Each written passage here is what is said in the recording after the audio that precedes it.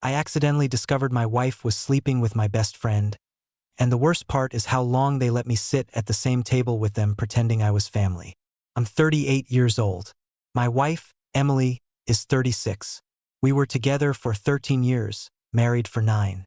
My best friend, Ryan, has been in my life since sophomore year of college.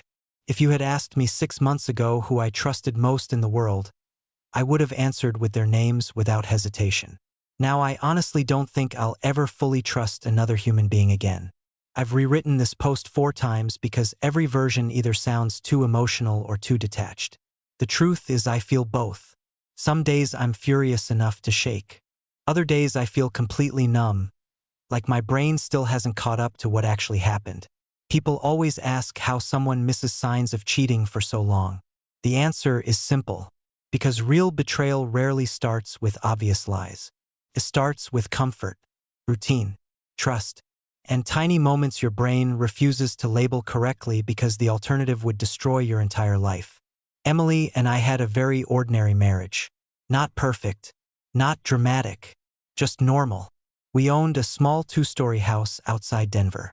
No kids. Mostly because we kept waiting for the right time. We both worked a lot. I'm a project manager for a commercial construction company. Emily works in medical billing from home 3 days a week. Ryan lived 15 minutes away in a townhouse he constantly complained about but never moved out of. The 3 of us had routines. Thursday night beers, football Sundays, summer cookouts. Ryan had his own coffee mug in our kitchen cabinet. That detail makes me sick now. You know how people online always describe affairs as passionate, reckless things? This wasn't like that. This was calculated familiarity. The affair hid inside ordinary life so well that I practically helped maintain it. The first weird thing happened last fall. Nothing dramatic. I came home early from work because rain shut down one of our sites. Emily and Ryan were in the kitchen laughing about something when I walked in. Again, totally normal on paper. Ryan stopped by our house constantly. But the second I opened the door, the room changed. Not panic exactly, just interruption. Like actors freezing mid-scene when someone accidentally walks onto the set. Emily stepped back too quickly. Ryan grabbed his beer immediately even though it was still full. Tiny things. The kind of details you only remember later when your brain starts rearranging old memories into new truths. I asked what was so funny. Ryan answered too fast. Your wife was just making fun of your grilling skills. Emily laughed immediately after, but it sounded delayed somehow. Forced. I let it go because why wouldn't I? These were my people. Around that same time, Emily started becoming weirdly protective of her phone. Classic cliché, right?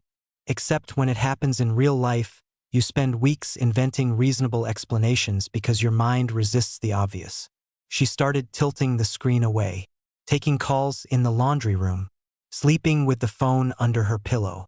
Once I joked, "What are you hiding in there? State secrets?" And she snapped harder than the joke deserved. "Can I have one thing that's private?" I actually apologized. That became a theme. Me apologizing for noticing things that made no sense. Meanwhile, Ryan started acting different too. Subtle changes. He stopped talking to me about dating entirely. Started asking weird questions about my marriage. You ever feel like relationships just become business partnerships after a while? At the time, I thought he was talking about himself. Now I realize he was testing the water. One night, after too many beers in my garage, he asked, "If Emily ever left you, what would you do?" I laughed because the question felt ridiculous. "She won't." He nodded slowly after that, not agreeing, just absorbing the answer. That moment replays in my head constantly now, because I realize he already knew something I didn't. December was when the gaslighting started. Not obvious manipulation, professional-level subtlety. I'd notice Emily texting late at night. When I asked who it was, she'd answer casually, "Ryan sent another stupid meme." Then she'd immediately show me something harmless. A dog video, sports joke, random TikTok. It worked because technically she wasn't lying. Ryan was texting her. Just not only memes. Looking back, I think that's the most psychologically damaging part of betrayal. the partial truths, how cheaters weaponize normality. The first moment I genuinely felt suspicious happened after New Year's. Emily started going to the gym at night. This woman hated nighttime driving, hated crowded gyms, used to complain constantly about evening workouts. Suddenly she was going 4 nights a week. She also started buying new underwear. Again, that sounds cliché until you experience it yourself. Then it becomes horrifying, because your brain notices everything before your heart accepts anything. One Friday, she left for the gym around 7:30. At 8:15 Ryan texted me, "Hey man, you home?" I replied, "No." Running to Home Depot.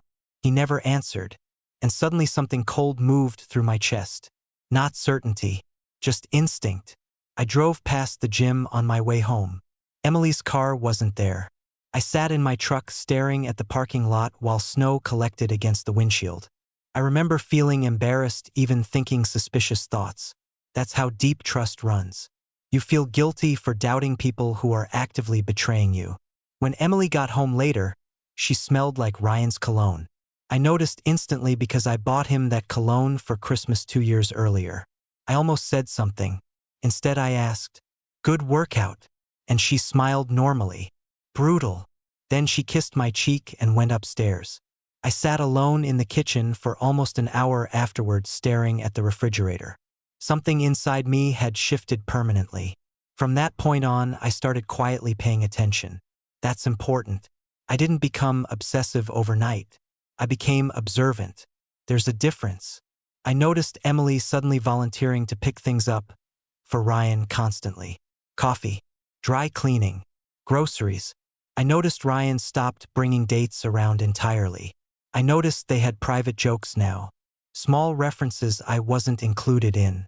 One night during dinner, Emily mentioned a bartender named Sophie from someplace downtown. Ryan immediately laughed. Not a normal laugh. A shared memory laugh. Then both of them realized I was looking at them. Emily recovered first. "You remember, babe? I told you about her." She hadn't. But she said it confidently enough that I questioned myself immediately. That's another thing betrayal does. It slowly makes you distrust your own memory. I started checking phone records after that.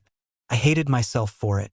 Honestly, I remember sitting at my office desk at 6 a.m. staring at call logs while construction crews unloaded steel outside. Hundreds of texts, mostly deleted from her actual phone. But the timestamps were there.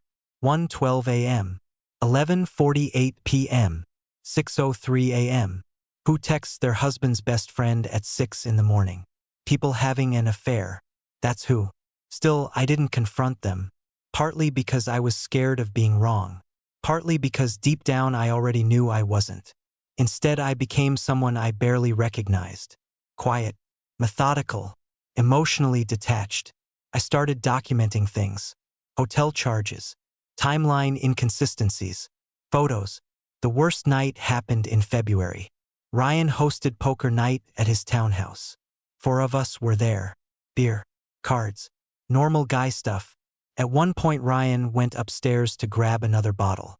Emily texted me almost immediately, "Did you leave your charger at home?" I froze because Emily thought she was texting Ryan. 10 seconds later another text came. "Sorry, wrong person, lol."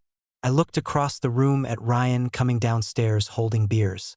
And for the first time in my life, I genuinely wanted to hurt somebody. Not emotionally, physically. Instead I smiled, took the beer, finished the game. That was the night something died inside me. Not love exactly, trust. The next morning I woke up beside Emily feeling like I was sleeping next to a stranger wearing my wife's face. People think discovering infidelity creates immediate rage. Sometimes it creates distance first. Coldness. Like your body begins emotionally evacuating before your mind catches up. Over the next month, I quietly gathered proof. Not because I enjoyed it, because I needed certainty. If I confronted them too early, they'd lie.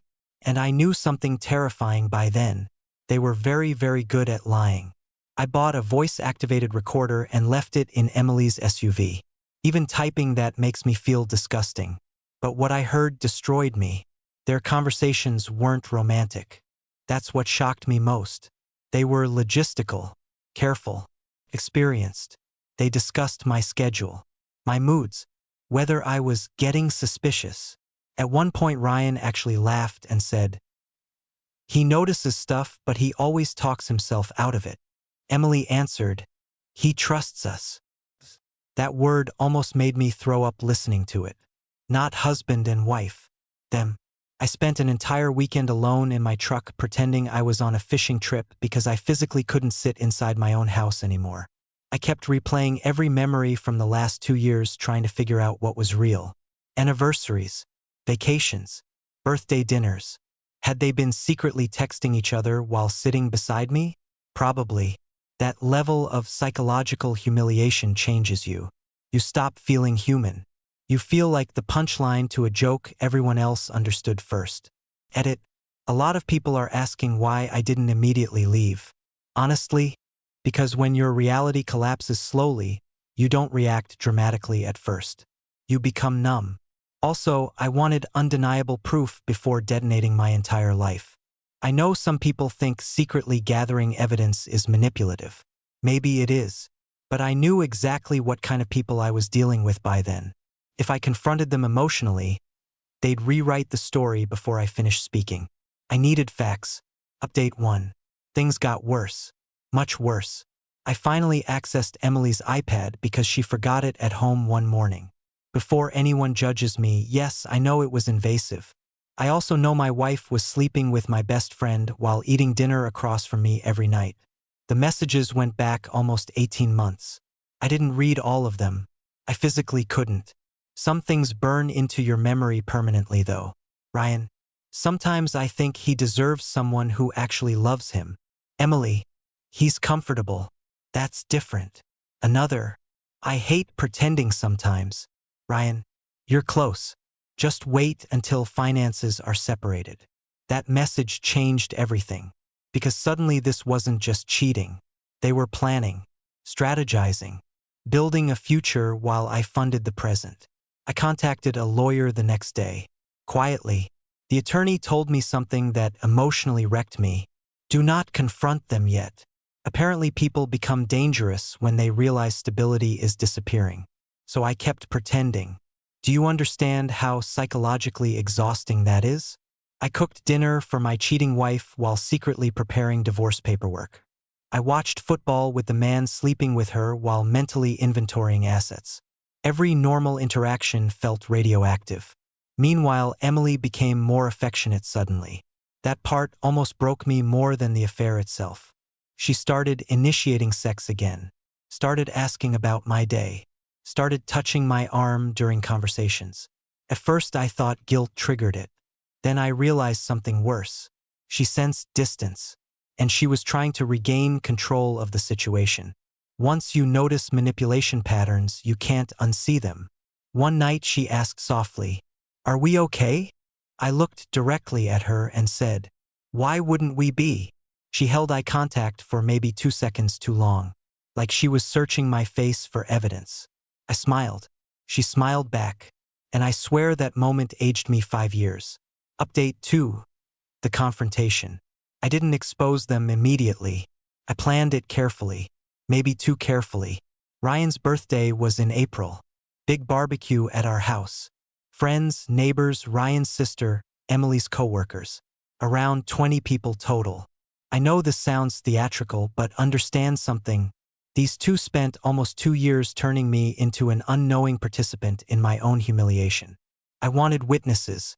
Not revenge exactly. Truth. Toward the end of the night, everyone gathered in the backyard around the fire pit. Ryan was drunk. Emily nervous. I think by then she knew something was wrong. I stood up holding my beer and said, "I actually want to thank Ryan tonight." People smiled. Ryan laughed. I pulled printed screenshots from my jacket pocket. The entire backyard went silent immediately. Emily's face lost all color. Ryan stood up so fast he knocked over his chair. I remember every second in terrifying detail. The wind, the smell of smoke, someone's music still playing quietly from inside the house. I read one message out loud. Just one. Sometimes I think he notices, but he trusts us. Nobody moved. Ryan kept saying, "Bro, listen." Emily started crying instantly. Real tears too. That's the complicated part. People can betray you horribly and still genuinely cry when consequences arrive. Ryan tried approaching me. I stepped back and told him, "Don't touch me." My voice sounded weirdly calm. That scared him more than yelling would've. Emily started saying, "We were going to tell you." And multiple people actually laughed at that. Not because it was funny, because it was insulting. Ryan's sister looked physically sick. One of Emily's coworkers walked out immediately. Then Ryan did something I'll never forgive. He blamed Emily first. Immediately. Said she pursued him. Said she was unhappy. Said it just happened. 18 months doesn't just happen. Emily snapped after that and started exposing him too. Turns out he'd been cheating with married women for years. The entire thing devolved into chaos. And through all of it, I just stood there feeling empty. Not triumphant. Empty. Because no public humiliation could equal what they'd already done privately. Update 3. Divorce proceedings started fast after that. Emily moved into an apartment within 2 weeks. Ryan lost almost every mutual friend we had. People always ask if exposing them publicly was worth it. Honestly, yes. Because cheaters rely on narrative control. If I'd handled things quietly, they would have rewritten the story into mutual unhappiness and emotional drift. Instead, people saw reality in real time. The fallout was brutal, though. Ryan's parents contacted me apologizing.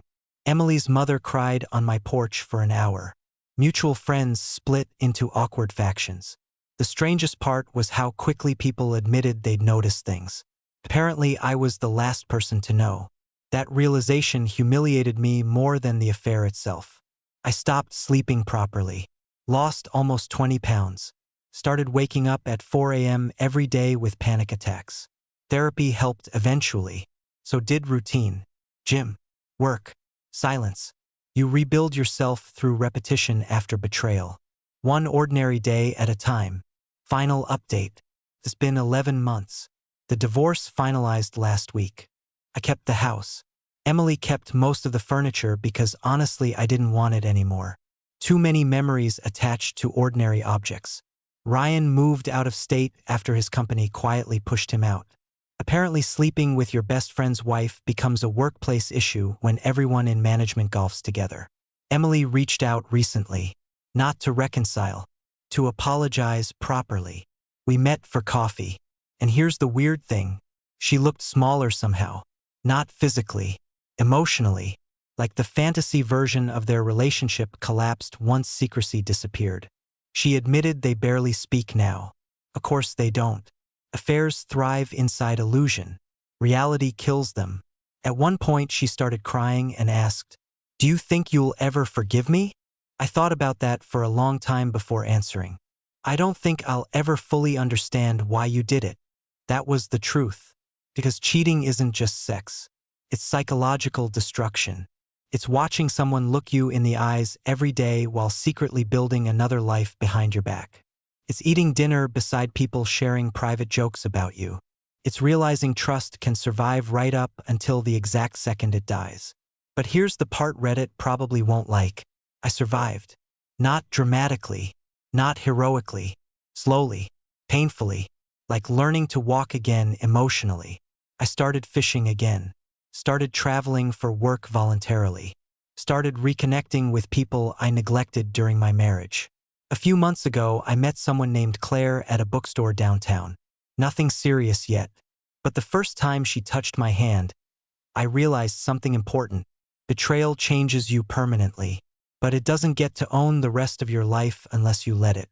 And honestly, that realization matters more than Ryan or Emily ever will again.